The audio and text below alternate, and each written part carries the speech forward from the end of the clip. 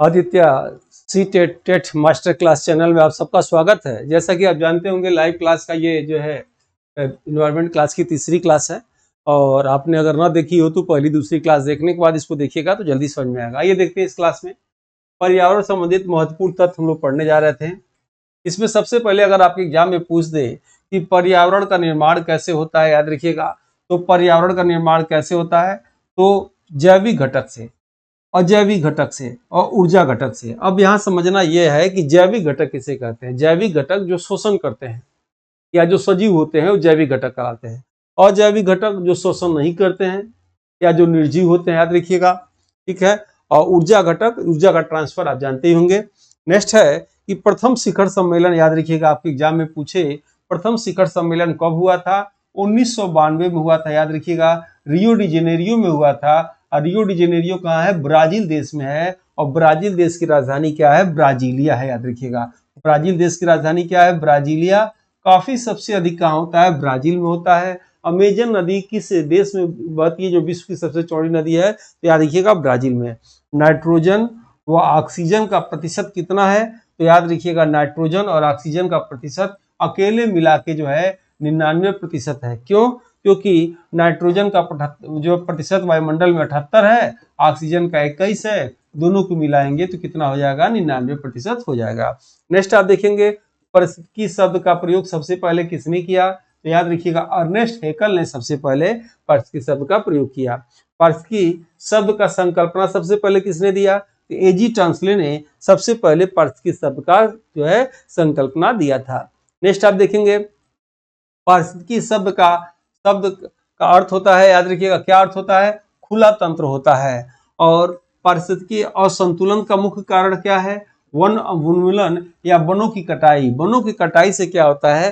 पारिस्थितिकी में असंतुलन आ जाता है। जैसे मान लीजिए किसी घास को यदि कोई टिड्डा खाए, टिड्डा को मेढक खाए, मेढक को सांप खाए, सांप को बाज खाए, और बाज जब मर जाए तो उसको बैक्टीरिया या कवक जो है मिट्टी में मिला दें, और जब मिट्टी में उसको मिला दें तो पुनः किसी पौधे का जड़ उसको पोषण बना के अपना विकास करे, यानी पुनः वह कहाँ पहुंच गया? उत्पाद में चला गया। इसी को याद रखिएगा खाद्य श्रृंखला कहा जाता है। इसमें प्रश्न क्या आता है कि अगर कोई भी कड़ी कम हो जाए, अधिक हो जाए या न रहे तो पूरे पारिस्थितिकी तंत्र में इसका जो है असर पड़ेगा। फॉर एग्जाम्पल में बात करते हैं, दिल्ली की बात करते हैं। दिल्ली से पहले फ्रांस की बात करते हैं। फ्रांस में अगर देखा जाए तो कुत्ते लोग जब मनुष्य को काटते थे तो वहां के आदेश दिया गया, सरकारी आदेश आया कि कुत्तों को बंद कर दिया जाए। कुत्तों को जो है एक जगह सेंट्रल हाउस में बंद कर दिया जाए, रोड पे कुत्ते को न घूमने दिया जाए। इसका दुष्परिणाम जानते हैं क्या हुआ? इतने ज्यादा फ्रांस में चूहे आ गए, इतने चूहे आ गए, आपसे बता रहे हैं कि लोग को जीना दुर्लभ हो गया। तो बाद में पुनः कुत्ते को छोड़ा गया। वही आदेश दिल्ली में भी आया था। तो दिल्ली में सरकार जो कोर्ट ने आदेश दिया कि कुत्तों को जो है अब आप बंद नहीं करेंगे, कहीं आप रोड पे ही घूमने देंगे, लेकिन जहां जहां कुत्ते दिखाई दे उनको रेबीज का इंजेक्शन लगा देना है। उससे फायदा क्या होगा? यानी मैं कहने का मतलब क्या है मेरा, एक भी पारिस्थितिकी तंत्र का अगर चुनाव टूट गया, कड़ी टूट गया या कम या अधिक हो गया तो इसका प्रभाव सीधे मानव पे पड़ता है, याद रखिएगा। इसलिए पर्यावरण विज्ञान से संबंधित सभी एग्जाम में प्रश्न आते हैं, इसको समझना आपको जरूरी है। नेक्स्ट आप देखेंगे पारिस्थितिकी में उच्चतम पोषण स्तर क्या होता है? तो सर्वाहारी का याद रखिएगा उच्चतम पोषण स्तर होता है। पारिस्थितिकी में सर्वाधिक अस्थायी क्या होता है? महासागर होता है। पारिस्थितिकी में तत्वों के चक्रण में को जैव भूमि रासायनिक चक्र कहा जाता है। बहुत ही इंपॉर्टेंट है, आपकी एग्जाम में आ चुका है। भारत में पश्चिमी घाट और पूर्वी हिमालय जैव विविधता तट, याद रखिएगा पश्चिमी घाट यानी मलबार तट और पूर्वी हिमालय याद रखिएगा जैव विविधता का हॉट स्पॉट के रूप में जाना जाता है। अक्सर पूछा जाता है जैव विविधता। अब जैव विविधता क्या होता है, बायोडाइवर्सिटी क्या होता है, इसको समझिएगा। जैसे मान लीजिए शहर में आपको पेड़ पौधे जीव जंतु अधिक दिखाई देंगे कि आपके गांव में दिखाई देंगे, तो आंसर होगा आपके गांव में पेड़ पौधे जीव जंतु अधिक दिखाई देंगे। यानी जैव विविधता सबसे अधिक कहाँ है? आपके गांव में। यानी वह स्थान जहाँ सभी तरह के पेड़ पौधे जीव जंतु पाए जाते हैं वह उस स्थान का जैव विविधता होता है, ठीक है। इसको बनाए रखना बहुत जरूरी है। क्यों जरूरी है मैं भी आपको एग्जाम्पल के माध्यम से बता चुका हूँ। जैसे भारत का इकलौता, मात्र इकलौता शांत घाटी साइलेंट वैली जो है केरल में है, पाल घाट में है, याद रखिएगा, जो जैव विविधता का अकेला केंद्र है, ठीक है। और उसके बाद पूर्वी पूर्वी कहाँ, जैसे पूर्वी हिमालय, पूर्वी राज्य 8 राज्य जो हैं, पूर्वोत्तर भारत के 8 राज्य, वहां भी जैव विविधता सबसे अधिक है। ठीक है, उसे पूर्वी हिमालय के नाम से जाना जाता है। क्यों अधिक है? क्योंकि वहाँ वर्षा अधिक होता है। केरल में भी सबसे पहले वर्षा होती है और ज्यादा वर्षा होता है, याद रखिएगा, इसीलिए जैव विविधता वहां पे अधिक है। नेक्स्ट आप देखेंगे, उष्णकटिबंधीय वर्षा वनों में सर्वाधिक जैव विविधता पाई जाती है, याद रखिएगा। उष्णकटिबंधीय क्या होता है? जैसे अगर आपको चित्र बनाए, एक हम चित्र अगर हम पृथ्वी का बना दें तो याद रखिएगा, इस चित्र को आपको याद रखना बहुत ही जरूरी है, तभी आपको सब कुछ समझ में आएगा। अगर ये पृथ्वी है, अगर हमने पृथ्वी का ये चित्र बनाया और पृथ्वी को 2 भागों में बांट दिया 0 अंश पे, याद रखिएगा, तो इस रेखा को बोलते हैं भूमध्य रेखा। क्या बोलते हैं इस रेखा को? भूमध्य रेखा। इसी भूमध्य रेखा को या कह सकते हैं विषुवतीय रेखा के नाम से, विषुवतीय रेखा के नाम से जाना जाता है, याद रखिएगा। ये कौन सा होगा? ये होगा आपका उत्तरी गोलार्ध, क्योंकि आधा गोलार्ध है, उत्तरी गोलार्ध है। आपके एग्जाम में पूछ दे उत्तरी गोलार्ध की खोज किसने किया था, तो किसने किया था? रॉबर्ट पेरे ने किया था, याद रखिएगा। ये दक्षिणी गोलार्ध है, इसकी खोज किसने किया था? ये कौन सा गोलार्ध है? पहले देख लीजिए, लिख ले, दक्षिणी गोलार्ध है। अगर आपके एग्जाम में पूछ दे इसकी खोज किसने किया था, तो एमर्सन ने किया था। किसने किया था? एमर्सन ने किया था। अब देखिएगा, ऊपर की ओर उत्तरी गोलार्ध में 23.5 अंश पे, 23.5 अंश पे जो रेखा है, इसे कर्क रेखा बोलते हैं। कौन सी रेखा बोलते हैं? कर्क रेखा, ट्रॉपिक ऑफ कैंसर के नाम से इसे जाने जाते हैं। नीचे की ओर या दक्षिणी गोलार्ध में 23.5 अंश पे जो रेखा है, इसे हम लोग मकर रेखा के नाम से जानते हैं। कौन सी रेखा जानते हैं? मकर रेखा के नाम से जानते हैं। नीचे की ओर 66.5 अंश में जो रेखा है, इसे अंटार्कटिका रेखा के नाम से भी जाना जाता है। कौन सी रेखा? अंटार्कटिका, अंटार्कटिका रेखा के नाम से भी जाना जाता है। ऊपर 66.5 अंश पे जो कोण है, रेखा है, इसे जो है आर्कटिक नाम से जाना जाता है। आर्कटिक नाम से, आर्कटिक रेखा के नाम से जाना जाता है। अब यहाँ आप देखिएगा, एक चीज बहुत ही महत्वपूर्ण चीज जो मैं बताने जा रहा हूँ। इस क्षेत्र पे गर्मी अधिक पड़ती है, यानी 5 डिग्री ऊपर और 5 डिग्री नीचे।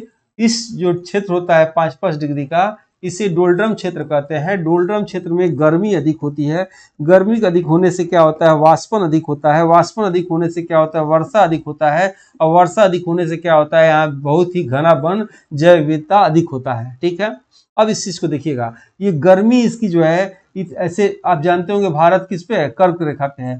कर्क रेखा भारत के 8 राज्यों को काटती है। जैसे मान ली हमने बना दिया कि 8 रेखा जो है, 8 राज्यों को कर्क रेखा काटती है। तो गर्मी जो है इसकी दक्षिण भारत में अधिक पड़ती है, इसीलिए याद रखिएगा, दक्षिण भारत में लोग सांवले होते हैं, उत्तर भारत के लोग थोड़ा गोरे होते हैं। दूसरी बात मैं क्या बता रहा था, गर्मी अधिक इन क्षेत्रों में होती है, इसे बोलते हैं उष्ण। क्या बोलते हैं? उष्णकटिबंधीय, याद रखिएगा। इसे बोलते हैं उपोष्ण। क्या बोलेंगे इसे? उपोष्ण। इसे बोलेंगे शीतोष्ण। क्या बोलेंगे? शीतोष्ण। ये आपको याद होना चाहिए। ये उत्तरी ध्रुव है, ये दक्षिणी ध्रुव है, और सेम इसको भी यहाँ भी क्या बोलेंगे? उष्ण बोलेंगे, इसको उपोष्ण बोलेंगे, याद रखिएगा, और इसको जो है शीतोष्ण बोलेंगे। अब आपके एग्जाम में पूछे कि यहाँ दोनों ध्रुवों में क्या होता है, तो 6 महीना दिन 6 महीना रात होता है। पहली बात, 12 महीना बर्फ से ढका होता है। याद रखिएगा, इंसान यहाँ नहीं रह पाता है, क्योंकि यहाँ भालू, मछली ये सब रहते हैं। बहुत रेयर केस में इंसान रहता है। सेम कंडीशन नीचे का भी है, लेकिन ऊपर से ज्यादा, उत्तरी से ज्यादा दक्षिणी जो है ठंडा है और विज्ञान को समर्पित है। याद रखिएगा, विज्ञान को समर्पित है, और जो है यहाँ सांप नहीं पाए जाते हैं। तो आप समझ गए, इस चीज को समझाने के लिए मैंने ये चित्र बनाया था कि उष्णकटिबंधीय वर्षा वनों में सर्वाधिक जैव विविधता पाई जाती है, यानी इस क्षेत्र में जैव विविधता अधिक पाई जाएगी। क्योंकि तापमान अधिक है। तापमान अधिक से क्या होता है?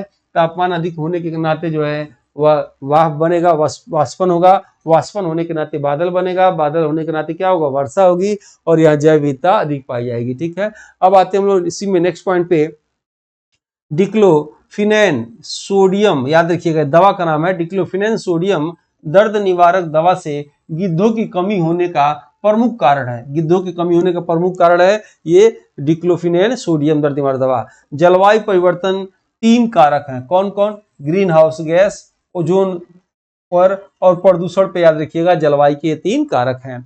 आइए इसमें नेक्स्ट पॉइंट हम लोग देखते हैं। ग्रीन हाउस इफेक्ट की संरचना किसने दिया था? जोसेफ फूरियर ने दिया था। हानिकारक व लाभदायक गैस कौन सी होती है?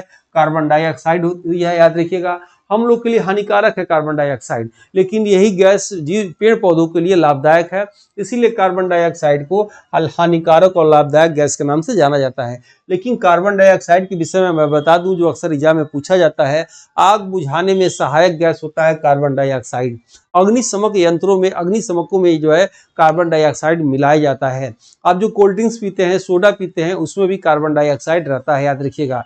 सूखा बर्फ कहा जाता है, याद रखिएगा, सबसे भारी गैस है सूखा बर्फ, याद रखिएगा। और जो है पृथ्वी को गर्म जो करने का प्रमुख कारण क्या है, यही कार्बन डाइऑक्साइड गैस है। सर्वाधिक कार्बन डाइऑक्साइड उत्सर्जन देश अगर पूछे कि कौन सा देश ऐसा है जो सबसे अधिक कार्बन डाइऑक्साइड उत्सर्जन करता है, पहला चीन, दूसरा अमेरिका, तीसरा यूरोपीय संघ और चौथा याद रखिएगा भारत। कार्बन निगेटिव देश कौन सा है, तो कार्बन निगेटिव देश याद रखिएगा भूटान है। भूटान में याद रखिएगा 70% जो है उसके जमीनी के हिसाब से वन है। भारत में तो 33% वन होना चाहिए, लेकिन 33% भी वन नहीं है वर्तमान में। भारत के पास 25% जो है वन है, याद रखिएगा।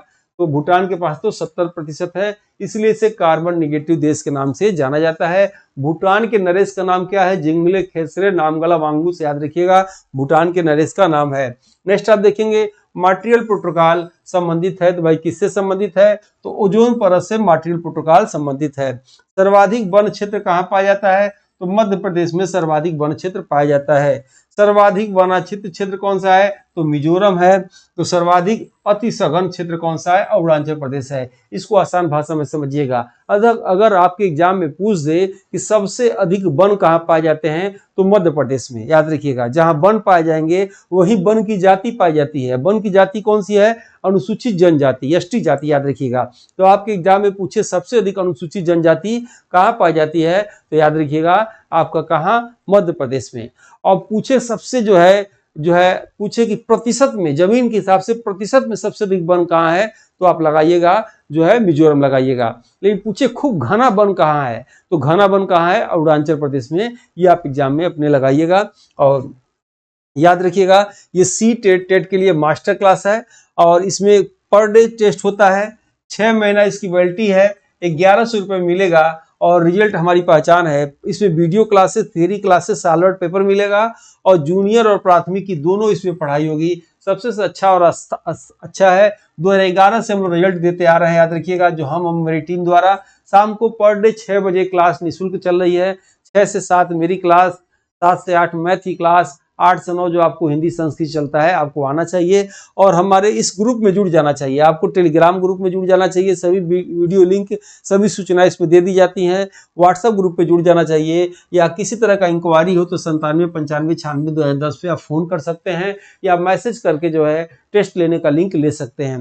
टेस्ट लेने के लिए क्या करना है आपको, या तो प्ले स्टोर में जो है आदित्य क्लासेस जो है, प्ले स्टोर से आदित्य क्लासेस एग्जाम गुरु जो आप देख रहे हैं इस पे छपा हुआ है, ये डाउनलोड करना है और उसमें जाके इस बैच को ले लेना है, ठीक है। या इस नंबर पे जो आप देख रहे होंगे, नंबर चल रहा है, इस पे जो है फाटेस्ट लिखे कर जो है व्हाट्सअप करेंगे तो आपको बता दिया जाएगा, ठीक है।